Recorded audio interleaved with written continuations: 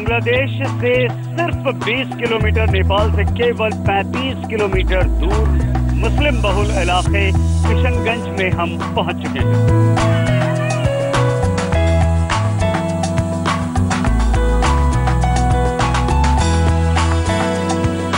किशनगंज जिला में उद्योग धंधे कुछ नहीं है, यहाँ रोजगार का कोई साधन नहीं, इसीलिए युवाओं का पलायन यहाँ एक सबसे बड़ी समस्या है।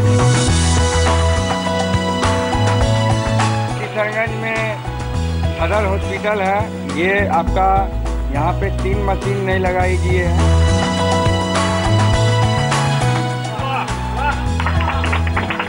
कोई बेरोजगारी बहुत ज़्यादा है और मुसलमानों में किसी तरीके से कोई ध्यान नहीं दिया जा रहा है।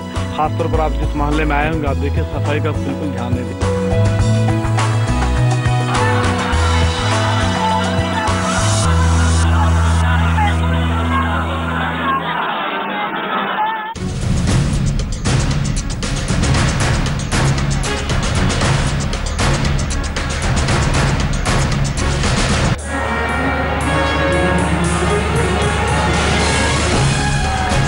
नमस्कार, आप देख रहे हैं आज तक। आपके साथ मैं हूं सईद अंसारी। राजतिलक का काफिला पहुंच चुका है मुस्लिम बहुल इलाके किशनगंज में। यहां 70% मुसलमानों की आबादी है, लेकिन मुसलमानों की हालत यहां पर बद से बदतर है। सच्चर कमेटी की रिपोर्ट की अगर आपको सच्चाई और हकीकत देखनी हो तो किशनगंज में देखिए। ये किशनगंज हमेशा से कांग्रेस का गढ़ रहा है। यहाँ पर चाय बागान है और यहाँ मुसलमानों की हालत इतनी खराब क्यों है, इस पर हम आज बातचीत करेंगे। किशनगंज की जनता हमारे साथ है, बहुत धन्यवाद आप सभी का। और साथ ही साथ हमारे साथ हैं प्रतिनिधि किशनगंज के। सबसे पहले हम परिचय करवाना चाहते हैं बीजेपी के नेता डॉक्टर इच्छित भारत से। पिंटू चौधरी जी हमारे साथ कांग्रेस के नेता हैं, बहुत धन्यवाद पिंटू जी। त्रिलोक चंद जैन जी हैं, जेएमएम के नेता हैं। और हमारे साथ हैं प्रोफेसर बुलंद अख्तर हाशिमी जी, जो कि जेडीयू के नेता हैं। लेकिन हम इन सब से चर्चा शुरू करने से पहले आपको ये बता दें कि राजतिलक का हमारा काफिला तो आज यहीं पर थम जाएगा, हमारा सफर यहाँ खत्म हो रहा है। लेकिन 8 तारीख को पटना में किसका होगा राजतिलक, ये इंतजार अब बिहार की जनता को है और साथ साथ देश की भी इस पर नजर है। लेकिन तमाम राजनीतिक दलों के तमाम दिग्गज अपने अपने दावे राजतिलक को लेकर कर रहे हैं। सुनिए, शुरू करते हैं। सुना आपने डॉक्टर इच्छित भारत, आपने सुना नरेंद्र मोदी कह रहे हैं कि विपक्ष का नेता अपना चुन लीजिए आप, लेकिन ये कांग्रेस का गढ़ रहा है किशनगंज। क्या वजह है आपकी नजर में कि आपको यहाँ पसंद नहीं किया जाता है, चुना नहीं जाता है? देखिए, किशनगंज जो है मुस्लिम बहुल क्षेत्र है और एक पूरे देश में नरेंद्र मोदी के प्रति जो दुष्प्रचार किया जा रहा है या किया गया है कि वो मुस्लिम विरोधी रहे हैं। दंगे तो बहुत जगह हुए, पूरे देश में बहुत सारे दंगे हुए, लेकिन एक ही दंगे को बार बार फोकस करके जो उन्हें बदनाम करने का साजिश रचा गया है, जिसके कारण जो है पूरे देश में एक छवि खराब करने की कोशिश की गई है। लेकिन हमारे माननीय प्रधानमंत्री जी का एक ही सपना है कि सबका साथ सबका विकास, जिसपे हम लोग आगे बढ़ रहे हैं। और हमें पूरा उम्मीद है कि 15 साल से जो किशनगंज में कांग्रेस की सरकार है या एमएलए है या एमपी है, वो इस बार चेंज होकर भाजपा की एमएलए बनेंगे और भाजपा की सरकार पूरे बिहार में बनेगी। प्रोफेसर साहब, किशनगंज में हम आप लोगों की तरफ से भी प्रोफेसर साहब, क्योंकि इनकी सरकार है और ये सवाल पूछना चाहते हैं, आप भी यहाँ पर गौर कीजिएगा, ध्यान दीजिएगा। जितना भी हमने घूमा किशनगंज को, यहाँ मुसलमानों की जो हालत है वो बहुत ज़्यादा ख़राब है। आपकी सरकार ने अभी तक क्या किया इनके लिए? क्यों आखिर इतनी मुफलिसी, इतनी गरीबी यहाँ पर नज़र आती है? देखिए, माननीय मुख्यमंत्री नीतीश कुमार के बिहार में गद्दी संभालने के बाद इन लोगों की उन्नति हुई है। आज स्कूलों की जो स्थिति आप देख रहे हैं, आज आपको अरड़ाबाड़ी में जो कृषि विश्वविद्यालय बनकर तैयार हो गया है, अलीगढ़ मुस्लिम यूनिवर्सिटी के लिए जो जमीन दी गई है, ये सब शिक्षा के उन्नति के लिए, उसके प्रगति के लिए किया गया है। जब तक शिक्षा की उन्नति नहीं होगी, लोगों में अगर शिक्षा नहीं आएगा, उस वक्त यही कह रहे हैं।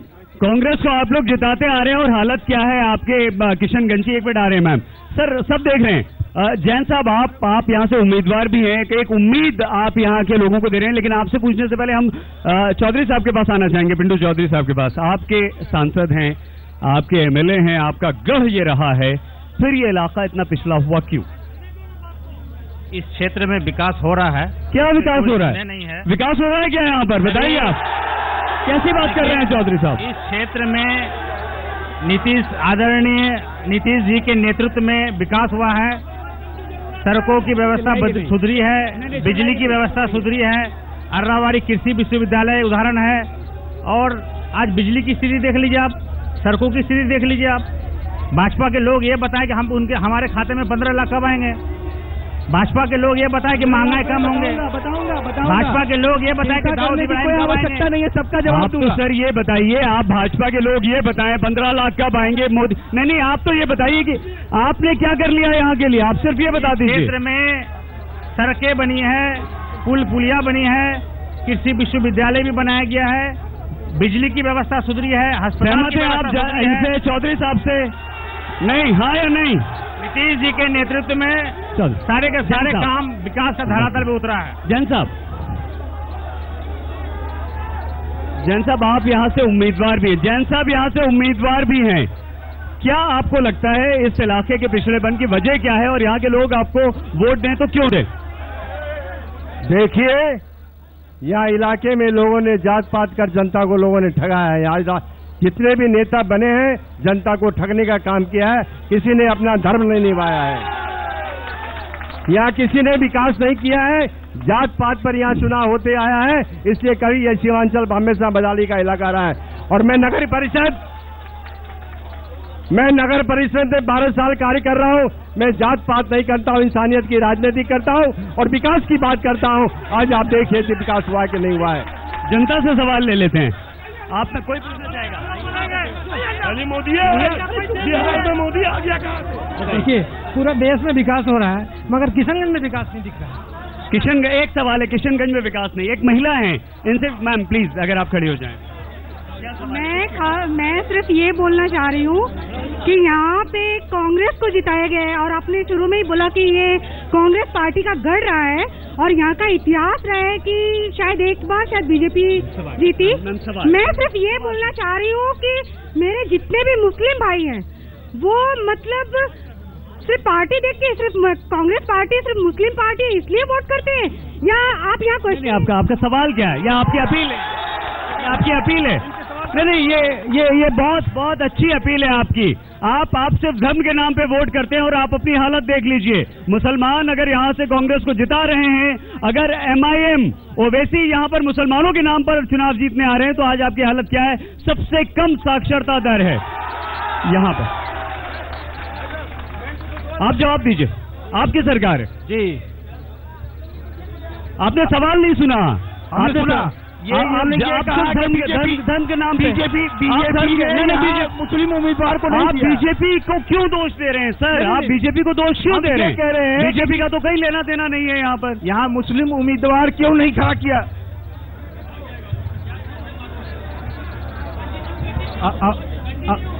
बोलिए सर, बोलिए। उन्होंने ये कहा कि कांग्रेस उम्मीदवार है इसलिए मुसलमान वोट दे रहे हैं। हम ये कहते हैं बीजेपी अगर मुसलमानों के प्रति ईमानदार हो। फिर से बीजेपी की बात कर रहे हैं आप? अरे बीजेपी तो है ही नहीं बेचारी कहीं यहाँ पर। बीजेपी क्यों नहीं? बीजेपी को क्यों दोष दे रहे हैं? बीजेपी को क्यों दोष दे रहे हैं सर आप? कि विकास किसमें? किसकी बात? विकास हमने सरकार आपकी कब से सरकार है? सरकार है बीजेपी के साथ आपकी सरकार थी। कोई अंदाज नहीं कहेगा कि विकास हुआ है। ये जितने लोग हैं जो हमने देखा, जितने लोग हैं जो हाथ उठा रहे हैं सिर्फ टीवी में हाथ उठा रहे हैं, लेकिन ईमानदारी से कहेंगे कि आज बिजली है, ठीक है, सड़क है, क्या विकास हुआ है यहाँ ये बता रहे हैं जो प्रोफेसर साहब बता दीजिए आप। किशनगंज में अगर नगर विकास हुआ है तो नगर परिषद के द्वारा विकास हुआ है, किसी नेता ने यहाँ विकास नहीं किया है दोस्तों। कांग्रेस का तो गढ़ रहा है, क्या विकास हुआ है बताइए आप? उनको पूछिए कि किस क्षेत्र में विकास नहीं हुआ ये बताएं। आप पूछ लीजिए, आपकी जनता है। आप रोड बना है, पुल बना है, सड़क बना है, बिजली की व्यवस्था सुधरी है, काम चल रहा है। यदि म्यूनिसिपैलिटी में भी काम चल रहा है, BRGF फंड से, 13 फिनांस से, मनरेगा योजना से। सर कैसी बातें कर रहे हैं आप? तस्करी होती है यहाँ पर, कैसी बातें कर रहे हैं आप? कांग्रेस सरकार की देन है। कांग्रेस जात पात की बात नहीं करते, कांग्रेस हिंदू मुस्लिम एकता गंगा जमुना तहजीब की बात करते हैं। कौन पार्टी है? आप विकास के आपने क्या विकास किया है? आपका सांसद 2 विधायक आज तक रोजी रोटी के लिए यहाँ आदमी दिल्ली और मोदी के 15 लाख रुपए वादे कहाँ गए और 2 करोड़ युवाओं को नौकरी कहाँ गया? जवाब दे मोदी। आप ये बताइए डॉक्टर साहब हमें, चौधरी साहब बोल रहे हैं विकास हुआ है, प्रोफेसर साहब बोल रहे हैं हमने विकास किया है, आपको क्या लगता है कि यहाँ से क्या होना चाहिए किशनगंज की जनता के लिए, बताइए। देखिए, किशनगंज में विकास के नाम पे कुछ नहीं हुआ है। जब यहाँ पे कांग्रेस की सरकार आई है, कांग्रेस के एमपी रहे हैं, कोई विकास नहीं हुआ है। जदयू से ये सवाल मिलना भी दुर्लभ है। मैं जो जदयू के प्रवक्ता हैं, मैं उनसे ये सवाल करना चाहता हूँ, वो बताते हैं कि यहाँ अलीगढ़ विश्वविद्यालय है। नहीं, हम आपको बता दें कि राज तलक का हमारा काफिला अब आज यही थम रहा है, लेकिन आज तक पर बिहार से जुड़ी हर खबर हम आपको लगातार दिखाते रहेंगे और 8 तारीख को जब नतीजे आएंगे तो सुबह से लेकर सबसे तेज सबसे पहले परिणाम हम आपको दिखाएंगे आज तक पर। आप सभी का, किशनगंज की जनता का बहुत बहुत धन्यवाद, आप सभी का बहुत बहुत धन्यवाद, बहुत शुक्रिया। आप बने रहिए हमारे साथ और देखते रहिए आज तक।